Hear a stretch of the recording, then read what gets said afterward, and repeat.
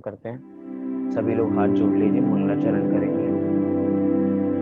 नमो अरिहंताणं नमो सिद्धाणं नमो आयर्याणं नमो उवच्छायाणं नमो लोहितवृषापूरं मंगलं भगवान् वीरो मंगलं गौतमो गणी मंगलं कुन्दकुण्डाद्यो जैन धर्मोऽस्तु मंगलम् सर्वमङ्गलमाङ्गल्यं सर्वकल्याणकारकं प्रधानं सर्वधर्माणां जैनं जयतु शासनं जैनं जयतु शासनं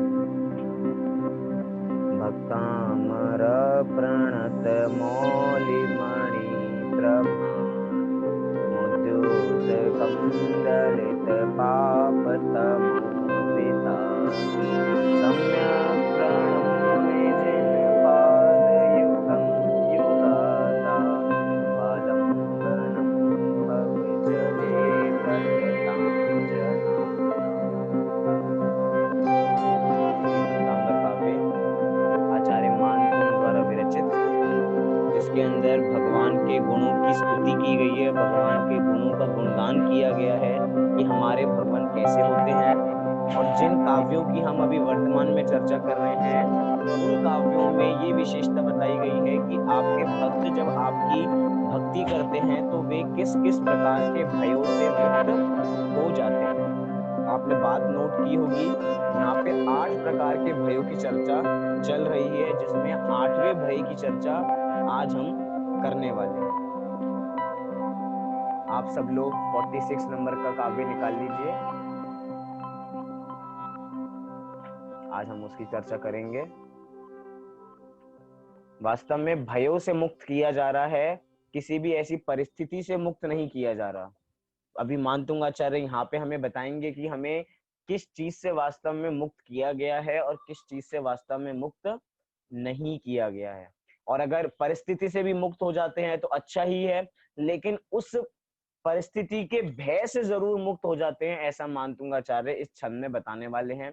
आइए बिना भूमिका बनाए इस छंद को प्रारंभ करते हैं। एक पंक्ति मैं पढ़ूंगा, उसी एक पंक्ति को आप भी पढ़िए। आपाद कंठ मुरु श्रृंखल वेष्टितांगा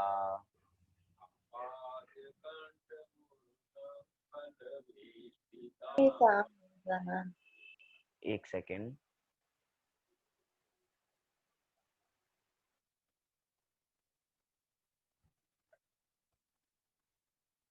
हाँ जी, आपाद कंठ मुरु श्रृंखल वेष्टितांगा आपादकण्ठमुरुशृङ्खलवेष्टिताङ्ग गाढं व्रिहंग गाढं गाढं विहंग गढ़कोटि निग्रष्ट जंघा गाढं बृहन्निगडकोटिनिकृष्टजङ्गा त्वन्नाम मन्त्रमनिशं मनुजा स्मरन्तः नाम मन्त्रमनिशं मनुजा स्मरन्तः सद्य स्वयं विगत बन्धभया भवन्ति।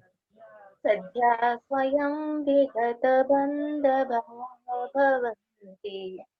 आइए एक बार हम इस छंद का संधि विच्छेद भी देख लेते हैं कि इस छंद में संधि विच्छेद कैसे हुआ है, तो थोड़ा और आसानी जाएगा इस छंद को समझने में। पहली पंक्ति देखिए, पहली पंक्ति में आपाद कंठ मुरु क्या शब्द है? आपाद एक शब्द है, कंठ एक शब्द है, कंठम क्या शब्द है? कंठम। और एक अलग शब्द निकलेगा, वो है उरु। क्या शब्द है? उरु। तो आपद कंठम उरु। फिर क्या है? श्रृंखल। क्या शब्द है? श्रृंखल। री, यहाँ पे री लगा है, श्री के नीचे री, री का उच्चारण आना चाहिए। श्रृंखल, श्रृंखल वेष्टि तांगा। वेष्टि तांगा एक शब्द है। आगे चलिए, उसके बाद क्या शब्द है? गाढ़म, क्या शब्द है? गाढ़म, ढ ढ, गाढ़म। फिर अगला शब्द वृहन, वृहन, क्या शब्द है? वृहन निगड़, वृहन निगड़, ऐसा शब्द है वृहन निगड़, एक शब्द। फिर कोटि निगृष्ट, क्या? निगृष्ट, री री गृष्ट। फिर जंगाहा, जंगाहा। फिर त्वत नाम मंत्रम अनीशम, क्या शब्द है? मंत्रम अनीशम, तो टोटल बन गया मंत्रम अनीशम, मंत्रम अनीशम ऐसा शब्द है। फिर मनुजा, फिर स्मरंतः, फिर सद्यः, द्यः, जैसे विद्यालय में द्य आता है ऐसे ही सद्यः। फिर स्वयं, विगत, बंद, भया, भवंती, ऐसा पूरा है। आइए एक बार छंद को पढ़ लेते हैं फिर उसका अर्थ समझते हैं। आपाद कंठ मुरु श्रृंखल वेष्टितांगा गाढ़ं विहंगड़ कोटि निग्रस्त जंघा त्वन्नाम मंत्र मनीषं मनुजा स्मरन्तः सद्य स्वयं विगत बंद भया भवन्ति। क्या कहना चाह रहे हैं मानतुंग आचार्य?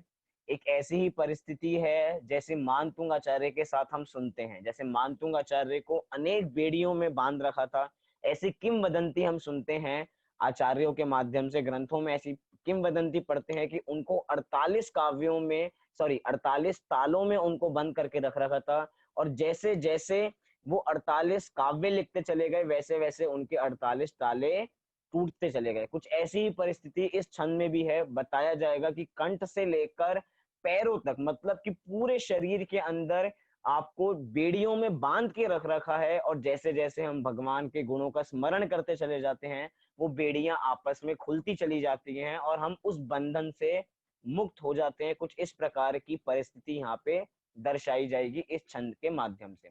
आइए एक बार शब्द वाइज इसका अर्थ देख लेते हैं कि यहाँ पे क्या मानतुंग आचार्य बताना चाह रहे हैं। आइए, सबसे पहले दिया आपद कंठ, कंठम उरु श्रृंखल वेष्टितांगा। क्या कह रहे हैं? आपद कंठ, कंठम मतलब क्या है? पाद और कंठ। आ मतलब होता है वहां तक, तो पाद से लेकर कंठ तक, आ मतलब तक, तो पाद और कंठ से लेकर क्या चल रहा है, मतलब चरणों से ग्रीवा तक लेकर, गर्दन तक लेकर क्या हो रहा है? कह रहे हैं उरु श्रृंखल वेष्टितांगा, उरु अर्थात बड़ी बड़ी, उरु अर्थात बड़ी बड़ी, श्रृंखल वेष्टितांगा अर्थात बड़ी बड़ी बेड़ियों के साथ, बड़े बड़े सांकल के साथ उनको जकड़ा हुआ है। वेष्टितांगा वो बंधे हुए हैं उन बेड़ियों के माध्यम से। बेड़ियां कहां तक हैं? कंठ से लेकर ग्रीवा तक, अर्थात पूरे शरीर पे वो बेड़ियां चढ़ी हुई हैं। और कैसी हैं? गाढ़म, कैसी हैं? गाढ़म अर्थात बहुत मजबूत हैं वो बेड़ियां, आसानी से टूटने वाली नहीं है। जो श्रृंखल लगी है वो बहुत मजबूत है। गाढ़म ऐसा बताया। और क्या बता रहे हैं? वृहन्निगढ़ कोटि निगृष्ट जंघा, कह रहे हैं वो बड़ी बड़ी वृहत, जैसे कहते हैं ना, जैसे वृहत द्रव्य संग्रह, मतलब क्या है? बहुत बड़ा।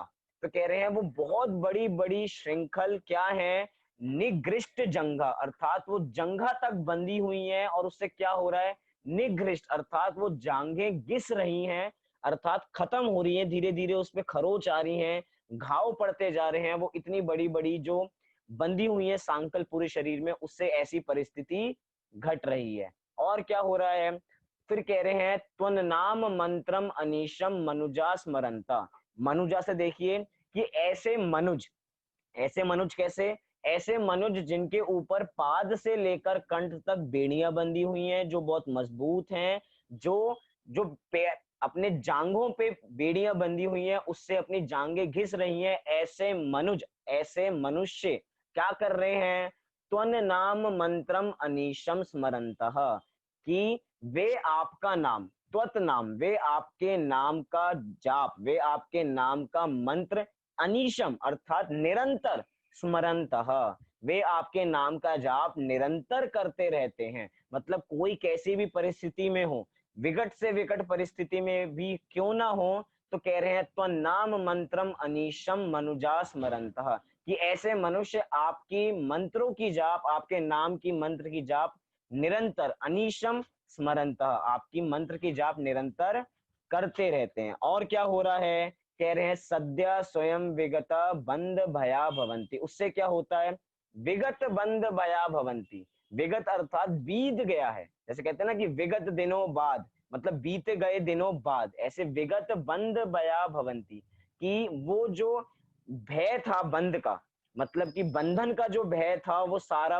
विगत हो चुका है, वो सारा भय खुद ही मुक्त हो चुका है। सद्या स्वयं अर्थात वो भय स्वयं ही भाग गया है, वो बंधने का भय अब उनके किसी भी प्रकार का नहीं रहा है। कह रहे हैं भया भवंती, भया भवंती अर्थात वो बंधन का भय जो था वो विगत हो चुका है, अर्थात वो बंधन का भय बीत चुका है। वो कैसे बीत चुका है, तो कह रहे हैं आपके गुणों का स्मरण करने से वो जो बंधन का भय था वो स्वयं भाग जाता है। और कैसे भाग जाता है, सद्य स्वयं, सद्य अर्थात तत्काल, स्वयं अर्थात स्वयं ही वो सारा भय भाग जाता है। मतलब पूरी परिस्थिति जो मैंने पहले बताई थी कि पाद से लेकर कंठ तक अर्थात चरणों से लेकर गर्दन तक हर जगह बेड़ियां बंधी हुई हैं, श्रृंखल बंधी हुई है, वो इतनी कसके बंधी हुई है, इतनी मजबूत है कि अपनी जांघें उससे छिल रही हैं, ऐसी परिस्थिति घट रही है। और क्या कह रहे हैं, उस समय में भी जो आपके भक्त हैं, जो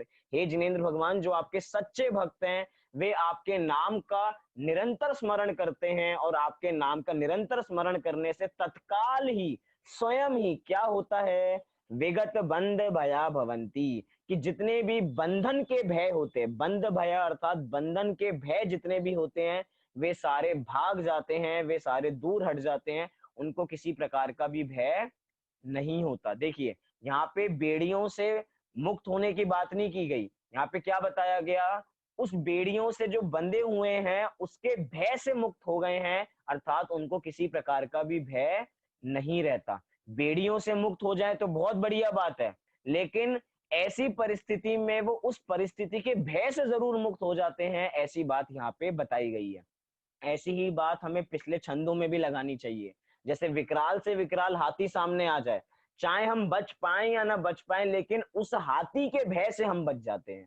ऐसे ही भयंकर से भयंकर हाथी हमारे, भयंकर से भयंकर शेर हमारे सामने क्यों ना आ जाए, हम शेर से बच पाए या नहीं बच पाए इसका सवाल नहीं है, लेकिन उस शेर के भय से हम बच जाते हैं, ऐसी बात यहाँ पे बताई जा रही है। और ऐसी आगे अगर जंगल में पहुंच जाएं जहां पे दावाग्नि लगी हुई है, हम उस अग्नि से बच पाए या नहीं बच पाए, लेकिन हम उस अग्नि के भय से बच जाते हैं, ऐसी बात यहाँ पे बताई जा रही है। ऐसे ही हमें सब छंदों में लगाना चाहिए। मतलब कि जिनेंद्र परमात्मा को जो भक्त होगा, जो सच्चा भक्त होगा, जो जिनेंद्र भगवान के स्वरूप को पहचानता होगा कि जैसा उनका उत्पाद व्यय द्रव्य का स्वरूप है, ऐसा ही उत्पाद व द्रव्य का स्वरूप मेरा है, अर्थात उनके गुणों से जो अपनी गुणों की पहचान करता होगा वे किसी भी प्रकार के बंधन के भय से मुक्त हो जाता है। ऐसे मानतुंग आचार्य भी सब प्रकार के बंधनों के भय से मुक्त हो चुके हैं। 48 तालों से मुक्त हुए नहीं हुए ये तो किंवदंती है, लेकिन ये बात सच्ची है कि जो कर्म बंधन था, वास्तव में भगवान के गुणों के स्मरण करने से जो अनादि काल से हमारे साथ 8 कर्म हमारे साथ बंधे हुए हैं, हम उस कर्म बंधन के भय से मुक्त हो जाते हैं। देखिए कर्म बंधन से मुक्त होंगे नहीं होंगे ये बात नहीं कर रहे, लेकिन सम्यक दृष्टि जीव उस कर्म बंधन के भय से जरूर मुक्त हो जाते हैं। वो कहते हैं कोई भी कर्म आ जाए वो मेरा कुछ कर सकता नहीं है। क्यों? क्योंकि कर्म और मेरे में कौन सा अभाव है, कर्म और मेरे में अत्यंत अभाव है, दोनों अत्यंत अलग अलग वस्तुएं हैं। कर्म मेरा कुछ भी बिगाड़ सकता नहीं है, चाहे कितना ही बड़े से बड़ा पाप का उदय क्यों ना आ जाए, लेकिन पाप का उदय मेरे में नहीं आया है, पाप का उदय कर्म है, और कर्म मेरे से बिल्कुल जुदा वस्तु है। इसलिए कोई भी कर्म से मैं प्रभावित होता नहीं हूं, ना मैं कर्मों को प्रभावित करता हूं, ना कर्म मुझको प्रभावित करते हैं। अब आप बताइए, जब कर्मों का भय ही नहीं है तो उनको किस प्रकार का डर होगा।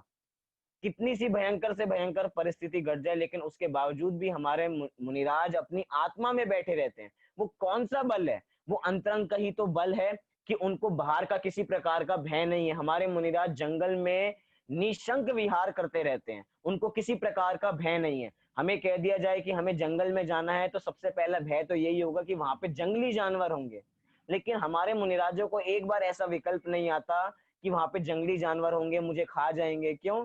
क्योंकि उनको उसका भय खत्म हो चुका है, उनको उस प्रकार का भय नहीं है। अगर शेर को खाना होगा तो वो इस चमड़ी को खाएगा, मुझे खा नहीं सकता, ऐसा विचार हो जाता है। ऐसे मानतुंग आचार्य को भी ऐसा ही विचार हुआ था। वास्तव में इस काव्य, जो इस पर्टिकुलर काव्य है 46 नंबर का काव्य, इससे बहुत सारी मान्यताएं भी चलती हैं कि मानतुंग आचार्य ने इस काव्य को लिखा तो अपनी परिस्थिति को बताने के लिए काव्य लिखा। अब वास्तव में क्या बात थी ये तो हम जानते नहीं है, क्योंकि ये सारी किंवदंतियां हैं। लेकिन ऐसी कहानी जरूर है कि जिस समय मानतुंग आचार्य थे उस समय राजा भोज का काल था। कौन से राजा का? उस समय राजा भोज का काल था। उस समय राजा भोज सभी मंत्र विद्याओं को बहुत आदर दिया करते थे। कोई भी कला प्रदर्शन थी या कोई भी कला था, उसका महत्व वो राजा भोज समझा करते थे। तो एक दिन उनके राज दरबार में धनंजय कवि और कालिदास कवि पधारे। क्योंकि धनंजय कवि और कालिदास कवि आपने नाम सुन रखा होगा, जिन्होंने बहुत बड़ी बड़ी बढ़िया बढ़िया रचना लिखी है, जैसे कि अभिज्ञान शाकुंतलम, ऐसी महान महान रचनाएं जिन्होंने लिखी हैं। ऐसे धनंजय कवि और कालिदास कवि उनके सभा में पधारते हैं। तो उस समय मैंने आपको शुरुआत में जब पहले प्रवचन था तब बताया था पहली क्लास में कि उस समय बहुत सारी मंत्र विद्याओं का प्रचलन चल रहा था, कि अनेक अनेक मंत्र विद्याएं दिखाई जा रही थी कि हम ऐसा कर सकते हैं, हम ऐसा करते हैं। तो उस समय जैनों की हानि हो रही थी, अर्थात जैन धर्म को लोग भूलते जा रहे थे, और अन्य जो मतलब मंत्र विद्या थी, जो चमत्कार थे, उन पे लोगों की श्रद्धा होती जा रही थी। तो सबको टेंशन हुई। तो एक कथा तो ऐसी मिलती है कि राजा भोज ने उनको बुलाया और कहा कि आप कुछ ऐसे काव्यों की रचना करो जिससे जैन धर्म पे श्रद्धा और बढ़े। तो मानतुंग आचार्य ने उसके फल स्वरूप इन 48 छंदों को लिखा, जिससे जैन धर्म की और विशेष श्रद्धा हो गई। और एक कथा ऐसी भी मिलती है कि धनंजय कवि एक बार वही कालिदास कवि धनंजय कवि की राज दरबार में बहुत बेइज्जती कर रहे थे, कि जो भी धनंजय कवि लिखते थे वो कालिदास अपने नाम से दिखा देते थे, देखो मैंने ये लिखा है। तो धनंजय कवि कहते थे नहीं, ये इन्होंने नहीं लिखा, ये मैंने लिखा है। तो राजा भोज ने कालिदास जी को बहुत सुनाया कि आपने ऐसा क्यों किया, किसी और की कृति पे अपना नाम क्यों लिखा। तो कहते हैं वो राजा मतलब कालिदास राजा को कहते हैं ये तो ऐसे ही हैं, ये ऐसे हैं और इनके गुरु भी ऐसे हैं। तो धनंजय कवि को बहुत गुस्सा आया कि आप मुझे कह रहे हो तो समझ में आता है, लेकिन मेरे गुरु तो कौन है?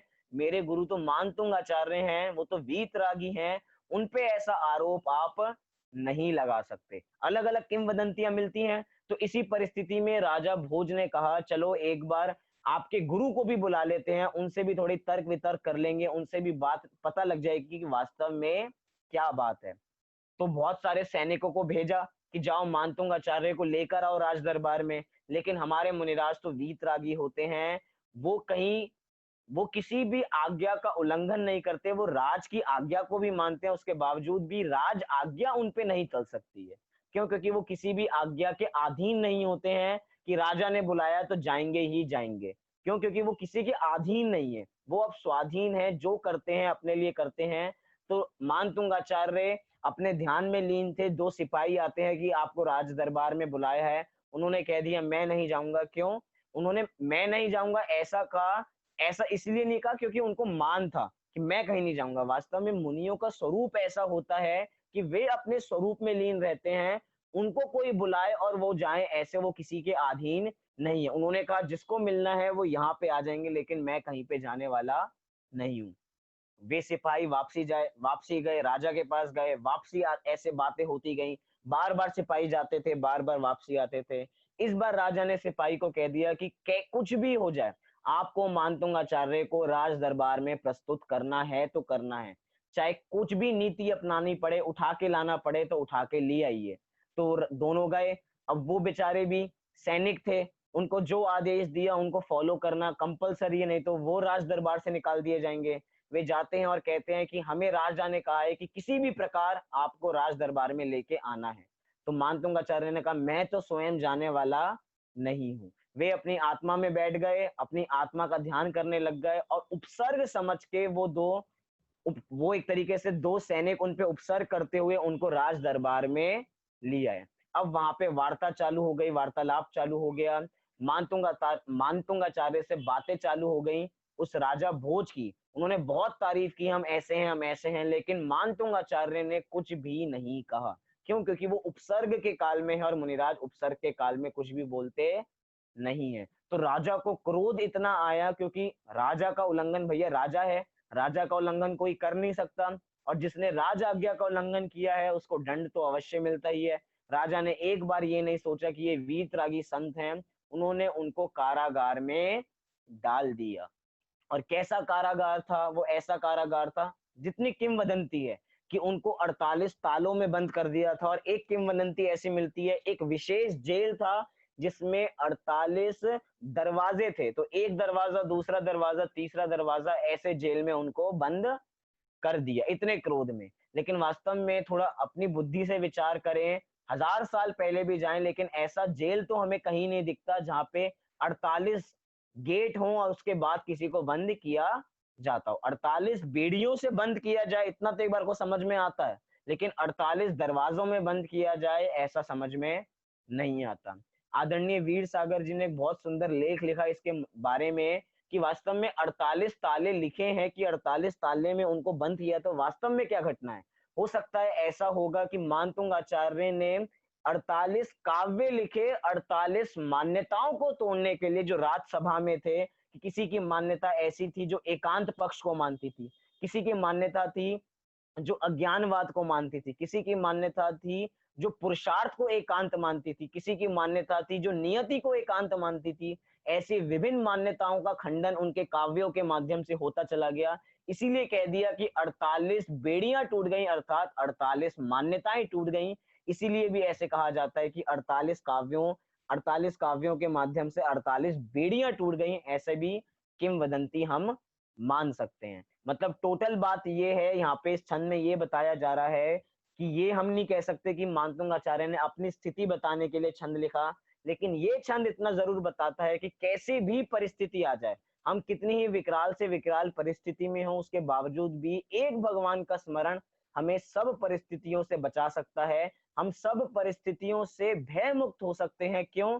क्योंकि बाहर कुछ भी चल रहा हो, जब भगवान का गुणों का स्मरण चल रहा होता है तो बाहर ज्ञानी जीवों को बाहर का कुछ पता नहीं लगता कि बाहर क्या चल रहा है। जैसे मुनिराज उपसर्ग के काल में बैठ जाते हैं, अपनी आत्मा का ध्यान करते रहते हैं और बाहर क्या चल रहा है उसके बारे में उनको कुछ ख्याल नहीं होता। ऐसे ही जो भक्त आपके गुणों का स्मरण करते हैं, उनकी बाहर की परिस्थिति कैसी भी हो, उनको कितना ही मारा जाए, कितना ही उपसर्ग किया जाए, चाहे उनको जान भी देनी पड़े, लेकिन उसके बावजूद भी वे अपनी आत्मा का ध्यान छोड़ते नहीं है, वे गुणों का स्मरण नहीं छोड़ते हैं। इसीलिए वे वास्तव में भय मुक्त होते हैं। पॉइंट पकड़िए, भय मुक्त क्यों है? छंद को पढ़ने की वजह से भय मुक्त नहीं है, गुणों का स्मरण है, गुणों के स्मरण से अपने गुणों का स्मरण है, तो वे भय मुक्त होते हैं। आप कह सकते हैं छंद में तो कहीं पे भी नहीं लिखा कि अपने गुणों का स्मरण, यहाँ पे तो लिखा है कि भगवान के गुणों का स्मरण। लेकिन एक बार विचारिए, भगवान के गुणों का स्तवन तो हम अनादिकाल से करते आ रहे हैं, लेकिन उसके बावजूद भी कुछ हुआ नहीं। कुछ होगा तब जब आप भगवान के गुणों को अपने गुणों में विश्वास करेंगे कि जैसे भगवान के गुण हैं वैसे ही गुण मेरे में हैं।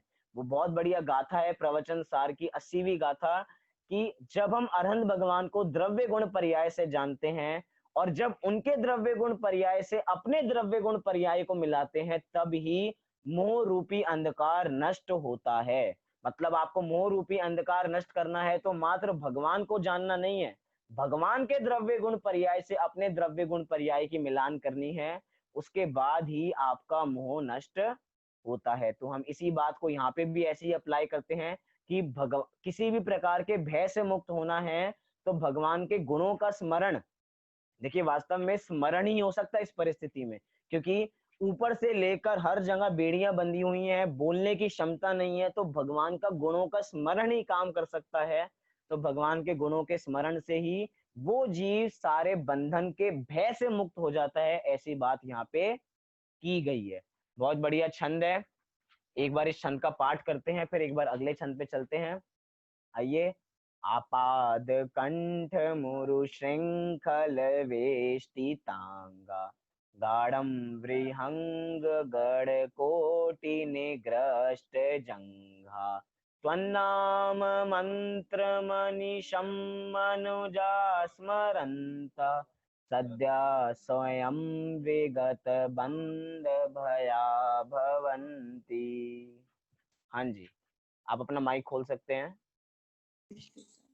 भैया ये वेष्टि डांग मतलब जो फर्स्ट लाइन में है वेष्टि डांगा, हाँ जी, इसका मतलब बता दीजिए। वेष्टि तांगा श्रृंखल मतलब होता है, श्रृंखल मतलब बेड़ियां, और वेष्टि तांगा अर्थात श्रृंग मतलब कि बेड़ियों से जिनको जकड़ लिया गया है, जकड़ लिया गया है, उनको बांध लिया गया है, ऐसा अर्थ है वेष्टि तांगा का। मतलब यहाँ पे वेष्टि तांगा दिया, तांगा में एक शब्द है अंग, आपको दिखाई दे रहा है, तांगा में अंग, आखिरी शब्द अंग, मतलब जिनका अंग अंग बांध लिया गया है, जकड़ लिया गया है बेड़ियों के माध्यम से, ऐसी बात की जा रही है। मतलब उनके सारे अंग जकड़ लिए गए हैं बेड़ियों के माध्यम से। किसी और को कुछ प्रश्न इस संबंध में?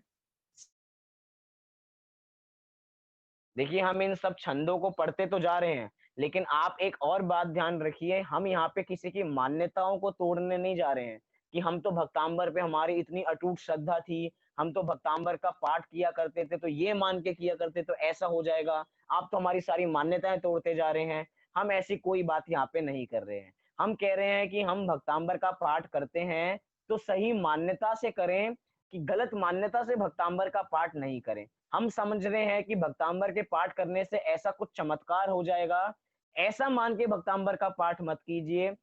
ऐसा मान के भक्तांबर का पाठ कीजिए कि हम भगवान का गुणों का स्मरण कर रहे हैं तो हम कब भगवान जैसे बन जाएं, अर्थात भक्त से हटके हम कब भगवान बन जाएं, ऐसा सोच के भक्तांबर का पाठ कीजिए। कोई चमत्कार हो जाएगा इसको सोच के, वास्तव में चमत्कार छोटी छोटी चीजें हैं, जादू टोना है, हम छोटी छोटी चीजों पे रीझ जाते हैं। हम तो यहाँ पे कह रहे हैं इस भक्तांबर के काव्य के पाठ करने से आप भगवान बन जाओगे, और आप छोटे छोटे चमत्कारों को लेके बैठे हुए हो, छोटे छोटे चमत्कार देखना चाहते हो कि इस छंद को पढ़ेंगे तो ये हो जाएगा, इस छंद को पढ़ेंगे तो ये हो जाएगा। नहीं, हम कह रहे हैं 48 काव्यों को पढ़ के आपके कर्मों की 148 बेड़ियां टूटेंगी और मुक्त हो जाओगे, आप भी भगवान बन जाओगे। ऐसा लक्ष्य लेके आप इस भक्तांबर का पाठ करोगे तो भक्तांबर का पाठ करना सार्थक है। किसी विपरीत मान्यता का कोई हटाग्रह करना कि हम तो इस छंद को इसी के लिए पढ़ेंगे, ऐसी मान्यता ठीक नहीं है। चलिए अगले छंद की बात करते हैं। अगला छंद बहुत बढ़िया है। अगले छंद में सारांश बताया जा रहा है, क्योंकि 39 नंबर के छंद से जितने अभी हमने छंद पढ़े, टोटल अभी तक यहाँ पे हर प्रकार के भय से मुक्त बताया जाएगा। मतलब कि 8 छंदों में किन किन भयों से हम मुक्त हो चुके हैं, ऐसी बात यहाँ पे बताई जाएगी। मतलब सारांश है, अभी तक हमें किस किस भय से मुक्त हम हो चुके हैं उसके बारे में इस छंद में बताया जाएगा।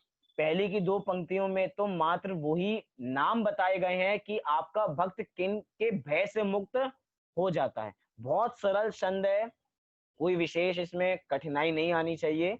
आइए एक बार छंद का पाठ करते हैं। चलिए। मत्त द्वीपेन्द्र मृगराज दवान लाही, अतः कृतेन्द्र मृगराज दवानलाहि, संग्राम वारिधि महोदर बंदनोत्थम, संग्रामारिति महोदर बंदनोतम। वारिधि को हम एक साथ पढ़ेंगे, संग्राम वारिधि मनोदर बंदनोत्थम। महोदर संग्रामारिति महोदर बंदनोतम। तस्यासु नाशमुपयाति भयं भीयेव, तस्याशु नाशमुपयाति भयं भीव। यस्तावकं स्तवमिमं मतिमानधीते, यस्तावकं स्तवमिमं मतिमानदीते। ये बहुत सरल छंद है। सीधा हम इसका छंद का अर्थ देखते हैं। पहले संधि विच्छेद देख लेते हैं, क्या संधि विच्छेद यहाँ पे चल रहा है। पहला देखिए, मत क्या शब्द है, मत द्वीपेन्द्र क्या शब्द है, मत द्वीपेंद्र। तो यहाँ पे हम थोड़ा संधि करेंगे तो हमें समझ में आएगा कि संधि वास्तव में कैसी चल रही है। यहाँ पे कह रहे हैं मदोन्मत हाथी। क्या कह रहे हैं? मदोन्मत हाथी। तो ये एक ही शब्द है, ये अलग कर लें हम, शब्द मत अलग कर लें, अर्थात मत वाला हाथी, और द्वीपेंद्र मतलब इधर हाथी के रूप में लिया जा रहा है। फिर क्या? मृगराज। मृग होता है हिरण, और मृगों का भी जो राजा हो अर्थात महान हो ऐसा वो शेर, तो उसकी बात की जा रही है। फिर कह रहे हैं दावा दावानल। शब्द क्या है? दावानल। दवानल। दवानल शब्द का मतलब क्या होता है? दवानल होता है अग्नि। दवानल क्या होता है? अग्नि जो कहाँ लगी हो, जो वन में लगी हो, जो जंगल में लगी हो, ऐसे ही दवानल। फिर अगली बात करें अही। क्या है? अही। अही अर्थात सर्प। फिर संग्राम। संग्राम अर्थात युद्ध। फिर क्या है? वारिधि। क्या? वारिधि। वारिधि अर्थात समुद्र। फिर महोदर। महोदर क्या मतलब क्या होता है? महोदर अर्थात जो जल, जलोधर जो शब्द था, जलोधर अर्थात जल की जो बीमारी है, जो पेट में उदर में जो बीमारी हो गई है, ऐसी बड़ी से बड़ी बीमारी। फिर कह रहे हैं बंध, बंधन, उत्थम। मतलब यहाँ पे 8 परिस्थितियों के बारे में मानतुंग आचार्य ने बताया पहले की 2 पंक्तियों में, जिनकी हम पहले बात करके आ चुके हैं कि एक मत वाला हाथी है, एक मृगराज है, एक दवानल है, एक अही है अर्थात सर्प है, एक संग्राम है, एक वारिधि है, एक महोदर है, और एक बंधन है। और क्या संधि है? तस्यासु। 2 शब्द है, तस्य प्लस आशु। फिर नाशम उपयाति भयम। फिर शब्द है भिया प्लस इव इज इक्वल्स टू भिएव। फिर यह शब्द क्या है? यह तावकम। क्या शब्द है? यह तावकम। फिर क्या शब्द है? स्तवम। क्या शब्द अपना? स्तवम। स्तवम। फिर इव। स्तवम इमम। स्तवम इमम। फिर क्या है? मतिमान। क्या है? मतिमान अधीते। मतिमान अधीते। ऐसा पूरा संधि विच्छेद है। आइए इसका अर्थ देखते हैं कि यहाँ पे मानतुंग आचार्य क्या कहना चाह रहे हैं। यहाँ पे मानतुंग आचार्य कहना चाह रहे हैं वो भयंकर से भयंकर हाथी मतलब मत द्वीपेंद्र, वो जो पागल हाथी है उसके बारे में। मृगराज अर्थात भयंकर से भयंकर वो शेर। दवानल अर्थात वो भयंकर से भयंकर प्रचंड से प्रचंड अग्नि। वो भयंकर से भयंकर सांप। वो जो युद्ध जिसके अंदर जो बहुत विकराल युद्ध है, जिसके अंदर खून की नदियां दौड़ रही हैं, ऐसा संग्राम। ऐसी वारिधि जिसके अंदर हम फंस चुके हैं, जहां पे सारे नक्र चक्रम अर्थात सारे मगरमच्छ आपस में टकरा रहे हैं, ऐसी वारिधि। महोदर अर्थात ऐसी बड़ी से बड़ी बीमारी। फिर कह रहे हैं बंधन अर्थात जो अभी हमने पिछले छंद में देखा कि बंधन जैसे बेड़ियों के माध्यम से जो बंधन होता है, तो उससे उत्पन्न हुआ क्या? तीसरी पंक्ति में तीसरा शब्द भयम। क्या? तीसरी पंक्ति में शब्द है भयम, तीसरा शब्द ही भयम। मतलब इन इन चीजों से उत्थम अर्थात उत्पन्न हुआ भयम, अर्थात इन सब चीजों से उत्पन्न हुआ भय क्या होता है? तस्यासु नाश मुपयाति भीएव। अर्थात इनसे उत्पन्न हुआ जो भय होता है वो तस्यासु अर्थात तुरंत ही जल्दी से ही नाश मुपयाति भीएव अर्थात नाश होता हुआ दिखाई देता है। भीएव अर्थात उसका जो भय होता है वो भागता हुआ दिखाई देता है। जो वो भय हमें लगा हुआ है इन चीजों का, वो भय भागता हुआ नजर आता है। वो भय जो भाग रहा है वो वास्तव में नाश को प्राप्त हो जाता है। कब? तब होता है जब यह तावकम स्तवम इमम मतिमान अधीते, कि जब हे प्रभु जब हम आपका तावकम अर्थात आपके स्तवम अर्थात आपका स्तवम करते हैं, आपका स्तवन करते हैं। तो कौन स्तवन करते हैं? मतिमान अधीते अर्थात बुद्धिमान पुरुष जब आपके गुणों का स्तवन करते हैं आप जैसा बनने के लिए, तो उस समय सभी प्रकार का जो भय है वो भागता हुआ नजर आता है, वो नाश होता हुआ नजर आता है। तो एक बार आप नीचे से देखिए, यह तावकम स्तवम इमम मतिमान अधीते अर्थात जो आपके गुणों का स्मरण करते हैं ऐसे बुद्धिमान पुरुष भयम ऐसे बुद्धिमान पुरुषों का भय किस प्रकार का भय?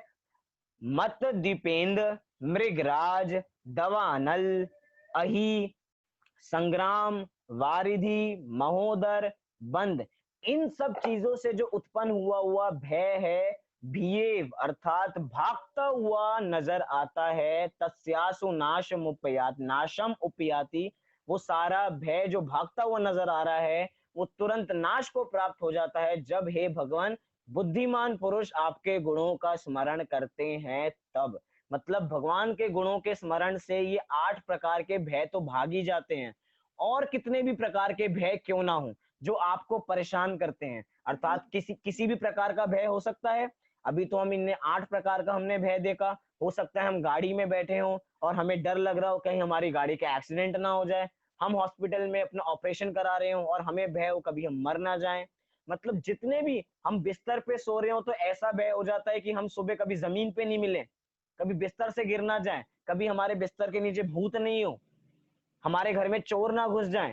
इन सब प्रकार के भी भय सब भाग जाते हैं जब हम भगवान का गुणों की स्तुति करते हैं। वास्तव में ये वैसी ही बात है जिस समय जैसे हम नमोकार मंत्र का पाठ कर रहे होते हैं उस समय हमें किसी प्रकार का भय नहीं होता। क्यों नहीं होता? क्योंकि जब हम भगवान के गुणों के स्मरण करने में लीन है, जब हम नमोकार मंत्र का पाठ कर रहे हैं तो उस समय हमें कोई भय नहीं सता सकता। क्यों? क्योंकि हम सारे पापों से दूर हैं। हम कोई क्रोध, मान, माया, लोभ, हिंसा, झूठ, चोरी, कुशील, परिग्रह ऐसा कोई पाप नहीं कर रहे हैं, ऐसा कोई बुरा काम नहीं कर रहे हैं, तो कोई भी हमें परेशान करने में भी सक्षम नहीं है। ऐसी ही बात यहाँ पे है, जब हम भगवान का गुणों का स्तवन कर रहे हैं उस समय हमें किसी प्रकार का भय नहीं हो सकता। क्यों? क्योंकि हमारा उपयोग प्रैक्टिकल है बिल्कुल। हमारा उपयोग अभी कहाँ लगा हुआ है? हमारा उपयोग अभी भगवान की स्तुति करने में लगा हुआ है। हमें भय तब लगता है जब हम भय को अपने ऊपर हावी होने देते हैं। क्या कहा? हमें भय तब लगता है जब हम भय को अपने ऊपर हावी होने देते हैं, लेकिन हम अपने ऊपर भय को हावी होने ही नहीं देंगे। हम हर समय भगवान की स्तुति करेंगे तो भय हम पे कब हावी होगा उसको समय ही नहीं मिलेगा। इसलिए हम भय से मुक्त हो जाएंगे। भय वास्तव में भागता हुआ नजर आएगा। वास्तव में भगवान का जो गुणों का स्तवन करते हैं उनका इतना पुण्य का उदय होता है कि उनको कोई भी भय सता नहीं सकता है। इसीलिए कह रहे हैं कि हम हर समय भगवान के गुणों के स्मरण करने में तत्पर रहें, कोई भी समय हो। ऐसा नहीं है कि अष्टमी को ही पाठ किया जाए या चतुर्दशी को ही पाठ किया जाए, दिन में पाठ किया जाए, रात्रि में, कभी भी जब आपका मन करे तब आप भगवान का गुणों का स्मरण करो। आपको उस समय ही इतनी निराकुलता मिलेगी, किसी प्रकार की आकुलता नहीं होगी, और जब आकुलता नहीं होगी तो आपको किसी प्रकार का भय नहीं होगा। तो जो आपका भय है वो नष्ट होता हुआ नजर आएगा। सम्यक दृष्टि जीव निशंक है, अर्थात उनको किस 7 प्रकार का भय नहीं है। वो इसी आधार पर है। क्यों? क्योंकि वो हर समय भगवान का गुणों का स्मरण करते रहते हैं। अगर जिस समय भगवान का गुणों का स्मरण नहीं कर रहे हैं उस समय अपनी आत्मा को जान रहे हैं, अर्थात किसी न किसी कार्य में लीन है, या तो भगवान की स्तुति में या अपने गुणों की स्तुति में लीन है। इसलिए उनको भय का अवकाश ही नहीं है, भय को समय ही नहीं देते हैं कि भय हम पे हावी हो। जैसे कोई बच्चा क्रिकेट खेलने जाता है, क्रिकेट खेलते खेलते उसको बहुत बड़ी भयंकर चोट लग गई, उसके बावजूद भी उसका उपयोग खेलने में लगा हुआ है तो उसको अपनी चोट का ध्यान नहीं रहता है। उसको पता ही नहीं है कि उसके पैर से कितना खून निकल रहा है, उसके बावजूद भी वे अपने खेल में मस्त है। क्यों? क्योंकि उसका उपयोग हर समय खेल में लगा हुआ है। उसको ये दिख रहा है कि मैं कैसे जीतूं, उसको चोट नहीं दिखाई दे रही है। क्यों? क्योंकि उसका उपयोग उस तरफ नहीं है। जैसे ही जीत जाता है, बहुत आराम से बैठता है, तो एकदम उसका उपयोग अपने पैर की ओर जाता है और कहता है ये मेरे चोट कब लग गई, ये मेरे पैर से इतना खून कब निकला, मैं कब गिरा। उसको पता ही नहीं है कि ये ऐसा कब क्या इतना भयंकर चीज हो चुकी है। लेकिन वास्तव में उसका उपयोग उस तरफ नहीं है तो उसको उसके बारे में पता नहीं लगता। ऐसे ही हमारा उपयोग जहां पे होगा वो वहीं पे केंद्रित हो जाएगा। हमारा उपयोग अगर हम भगवान की स्तुति में लगा देंगे तो हमारा उपयोग वहीं पे रहेगा और कहीं पे भी नहीं रहेगा। तो भयंकर से भयंकर आपदा हमारे बराबर में चाहे कितनी फिरती रहे, उसके बावजूद भी वे हमें स्पर्श करने में सक्षम नहीं है, वे हमें परेशान नहीं कर सकती है। आप बहुत लोग कभी मंदिर जी जाते हो तो बहुत लोग मंदिर जी में दर्शन तो करते हैं, लेकिन उसके बावजूद भी हाथ जोड़ते हैं भगवान के सामने और नजर दौड़ाते रहते हैं इधर उधर कि ये क्या कर रहे हैं, वो क्या कर रहे हैं, पीछे वाले क्या कर रहे हैं, मुझे लोग क्या कर रहे हैं, मैं चावल चढ़ा रहा हूँ तो मुझे कैसे देख रहे हैं, मैं कितने देर तक खड़ा रहूं। लोग ऐसा देख के दर्शन करते हैं, मतलब दिखाते हैं कि हम भगवान का दर्शन कर रहे हैं, और हर समय अपनी नजर इधर उधर घुमाते रहते हैं कि ये क्या कर रहे हैं, वो क्या कर रहे हैं, इन्होंने गलत काम कर दिया, इनको ऐसा नहीं करना चाहिए था।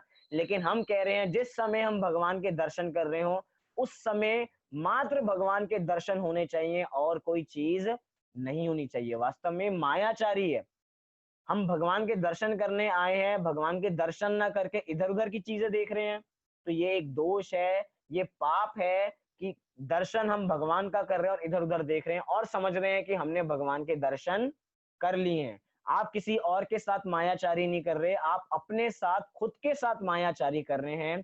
तो आप कभी भी भयों से मुक्त नहीं हो सकते। अगर हमें भय से मुक्त होना है, हमें अपने भयों को भगाना है, तो भगवान का गुणों का स्मरण करना है। भगवान के गुणों के स्मरण से हमारे सारे दुख मिट जाते हैं। क्यों? क्योंकि हमारा उपयोग मात्र उनकी स्तुति में लगा हुआ है और किसी की स्तुति में नहीं लगा। थोड़ा छोटा सा एक और एग्जांपल दूंगा, जैसे कि किसी के घर में शादी हो, किसी के घर में शादी हो तो जिसके घर में शादी होती है वो कभी भी अपनी घर की शादी में एंजॉय नहीं कर पाता। क्यों? क्योंकि उसको इतने सारे काम होते हैं कि दिन भर कामों में व्यस्त होता है। उसको घर में अच्छा अच्छा खाना बना हो उसके बावजूद भी वे उस खाने को खा नहीं पाता। क्यों? क्योंकि उसका उपयोग काम में लगा हुआ है। चाहे उसके कितनी भी तबीयत खराब क्यों ना हो, उसके बावजूद भी वे काम करता रहता है। वो अपनी तबीयत, अगर उसकी तबीयत थोड़ी ढीली हो रही है, उसको बुखार हो रहा है, उसके बावजूद भी उसका उपयोग उधर नहीं जाता, उसका उपयोग जाता है कि मुझे बहुत सारा काम करना है। ऐसे ही यहाँ पे सम्यक दृष्टि जीवों का उपयोग जाता है कि हमें अपनी आत्मा को जानना है, तो बाहर की परिस्थिति कैसी ही हो, शरीर में बुखार आ रहा हो, लेकिन उपयोग शरीर पे नहीं जाता, अपनी आत्मा में जाता है। क्योंकि आत्मा ही जानने लायक है और कोई वस्तु जानने लायक नहीं है। जैसा वो जीव कर रहा है, जैसा वो घर की शादी में भी एंजॉय नहीं कर पा रहा, हर समय काम कर रहा है। चाहे रात को 12 बजे उठाया जाए, वो रात को 10 बजे सोया है और रात को 12 बजे उठाया जाए कि तुम्हें काम करना है, तो उसके लिए भी तत्पर है। अभी कोई 12 बजे रात को उठा के कहे काम करना है तो हम नहीं करेंगे।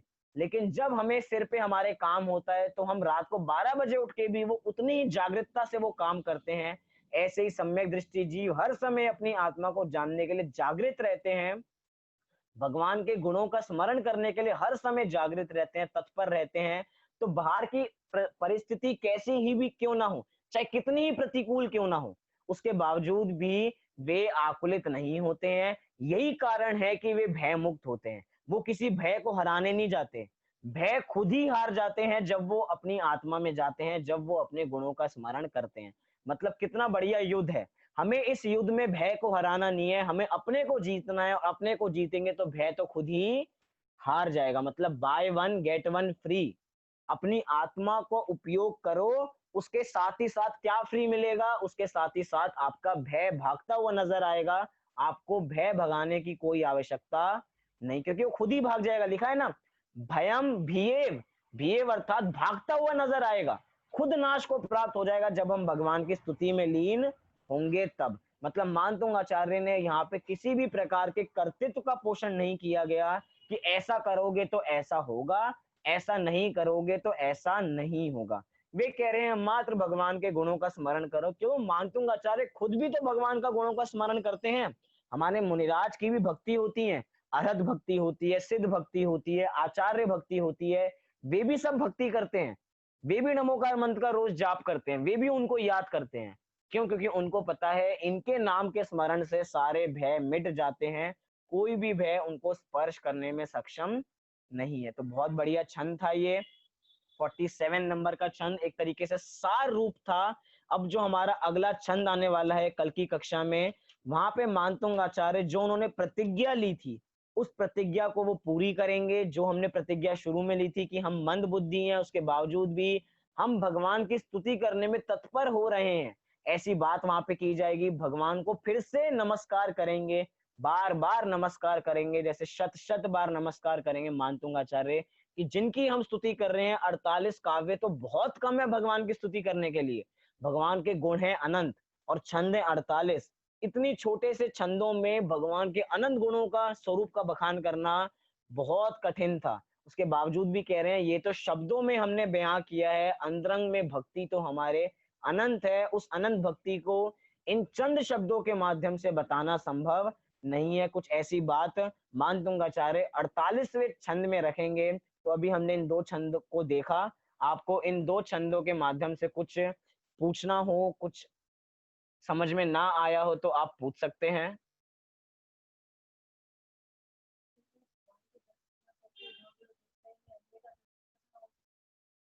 बहुत बढ़िया कि हम जब भगवान का दर्शन करते हैं तो मात्र भगवान का दर्शन करें और किसी का दर्शन ना करें। क्यों? क्योंकि हम भगवान का दर्शन करने आए हैं, किसी और का दर्शन करने नहीं आए हैं, किसी एक्स वाई जेड का दर्शन करने नहीं आए हैं, किसी को जज करने नहीं आए हैं। हम भगवान का दर्शन करने आए हैं, तो अपने को जज करने आए हैं कि हम कितने पानी में हैं। हम अपने बारे में विचार करें, उनको देखें और अपने बारे में देखें, बस। जब भगवान का दर्शन कर रहे हो तो उनके बीच में और कोई पदार्थ आना नहीं चाहिए, आपका उपयोग इधर उधर दौड़ना नहीं चाहिए, बस भगवान की स्तुति करें और हमारा काम हो जाएगा। और इस छंद में एक बात और विशेष आई थी, यहाँ पे कहा था कि जो बुद्धिमान पुरुष आपके गुणों का स्मरण करते हैं। तो मैं पूछना चाहता हूँ, वे बुद्धिमान पुरुष कौन है? वे बुद्धिमान कौन है? तो वे बुद्धिमान हम ही लोग हैं, जो हम भगवान का गुणों का स्मरण कर रहे हैं। आप सब कैसे हैं? आप सब बुद्धिमान हैं, आप में पूरी बुद्धि है।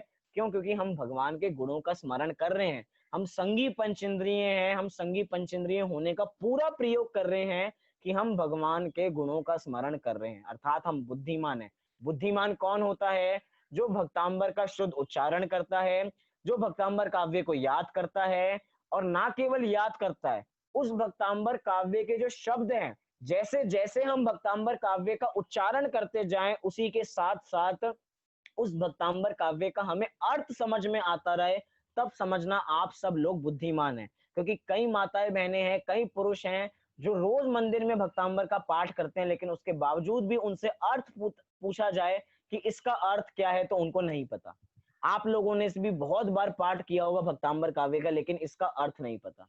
यहाँ पे कह रहे हैं जब तक आपको अर्थ नहीं पता होगा तो आप भगवान की कैसी स्तुति कर रहे हैं। जब हमें इस भक्तांबर काव्य का अर्थ अच्छी तरह पता हो, जब हम इसका पाठ कर रहे हो, तो हमें भावना आनी चाहिए कि हाँ, वास्तव में हम भगवान का गुणानुवाद कर रहे हैं। उन शब्दों का अर्थ समझ में आना चाहिए, तब हम समझेंगे कि हम सब बुद्धिमान हो चुके हैं। तो आपको इस 48 काव्यों का उच्चारण करना भी आ गया, आपको इसी के साथ साथ इसका अर्थ भी आ गया है। आपको इन काव्यों धीरे धीरे आपको याद भी होते जा रहे होंगे। कम से कम आपको भक्तांबर का पहला छंद तो याद हो ही गया होगा, क्योंकि हम इतने दिनों से पहला छंद का पाठ करते आ रहे हैं। अन्य छंदों की मैं गारंटी नहीं लेता, लेकिन पहला छंद आपको जरूर याद होगा, वो पहला छंद जो हम रोज पढ़ते हैं। ऐसे सब छंद याद करें, कहीं पे भी बैठे हो, कैसी भी परिस्थिति हो, हम ट्रेन में बैठे हो, हम गाड़ी में जा रहे हो, इसका पाठ करें। गाड़ी में बैठे बैठे भी हम भगवान का गुणों का स्मरण कर सकते हैं, कैसी भी परिस्थिति हो, हम बीमार क्यों ना हो, अगर हमें ये भक्तांबर काव्य याद होगा, वो स्मृति में चलता रहेगा, स्मरण चलता रहेगा, और हम भगवान का गुणों का स्मरण करते रहेंगे। तो ऐसी भावना यहाँ पे भाई गई है। हाँ जी, आपका प्रश्न है, आप अपना माइक खोल लीजिए। भैया जैसे इसमें इतने सारे भयों का वर्णन किया है, तो जैसे हमारी डे टू डे लाइफ में होता है कि हमारे घर में चोरी हो सकती है, या फिर हमारी बेइज्जती हो सकती है, या फिर क्या, तो मतलब इन सब जो ये डे टू डे हमारे भय रहते हैं ना, कि हम कुछ गलत ना बोल दें, उसका भय, कोई हमारा अपमान ना कर दे, उसका भय, तो ये सब भयों का मतलब कैसा चलिए, बहुत वर्णन। बढ़िया प्रश्न है कि यहाँ पे तो बस 8 भयों की बात की गई, लेकिन 8 भय तो यहाँ पे एग्जाम्पल के रूप में लिए गए हैं, क्योंकि ये जो 8 हैं वो लोक में बहुत प्रचलित है। पुराने जमाने में इन्हीं चीजों का भय बहुत हुआ करता था, हाथी का, घोड़े का, या शेर का, सांप का, जहाज का, पानी के जहाज का, इन सब का बहुत सारा भय रहा करता था। लेकिन हमने पहले का किसी भी प्रकार का भय मिट सकता है अगर हम भगवान के गुणों का स्मरण कर रहे हैं। हमारे घर में चोरी हो जाएगी, इसका भय, हमें कोई कुछ कैसा बोल देगा, इसका भय, हर समय हमें कोई ना कोई भय सता रहा है। लेकिन यहाँ पे कह रहे हैं आपके सब भय मिट जाएंगे अगर आप भगवान का गुणों का स्मरण कर रहे होगे तो। और आपको वास्तव में पता है किसको भय होता है? वास्तव में किसको भय होता है? जिसके पाप का उदय होता है उसको भय होता है। पुण्यशाली जीवों को वास्तव में किसी प्रकार का भय नहीं होता। हमारे सम्यक दृष्टि जीवों का, ज्ञानी जीवों का इतना पुण्य का उदय होता है कि उनको किसी प्रकार का भय सता नहीं सकता। वास्तव में भय उसको होता है जिसके मन में चोर हो, जिसके घर में कुछ गलत हो उसके घर में चोरी होती है, जिसके घर में कुछ गलत ना हो उसके घर में चोरी नहीं होती। जिसका मन गंदा होता है उसको टेंशन होती है कि सामने वाला मुझे क्या बोलेगा। अगर आपका मन पवित्र है तो आपको सामने वाला कुछ बुरा कुछ भी बोल नहीं सकता। हो सकता है आपने उसके साथ बहुत बुरा बोला हो तो आपको हर समय भय सताता है, कहीं वो मुझको बुरा ना बोल दे, कहीं वो मुझको बुरा ना बोल दे। अगर आप कोई गलत काम करते हो या कहें कि जो सही काम नहीं है, आपको पता है कि वो गलत काम है, तो आपको अब उसका भय होगा, कहीं वो हमारी जो गुप्त चीज सीक्रेट रखा था सबसे किसी को बताएंगे नहीं, वो कहीं बाहर ना निकल जाए।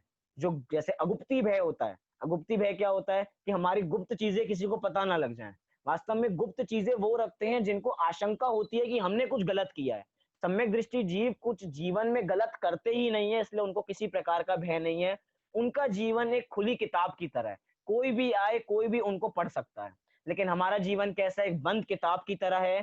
कोई हल्का सा पन्ना खोलता है तो हम कह देते हैं, बंद कर देते हैं, कोई हमें नहीं पढ़ सकता। हम अपनी बातें अपने अंदर तक रख लेते हैं। क्यों? क्योंकि हमारे मन में खोट है, हमारे मन में बुरे विकल्प हैं। हम नहीं चाहते कि हमारे बुरे विकल्प दूसरे लोगों को पता लगे, हमारी कषायें दूसरों को पता लगे, इसलिए हमें भय सताता है। और जब ये भय नहीं होगा, जब इतना पुण्य का उदय होगा, जब आप भगवान का गुणों का स्मरण कर रहे होगे, तो ये इस प्रकार के किसी भी प्रकार के आपको भय सताने में सक्षम नहीं है।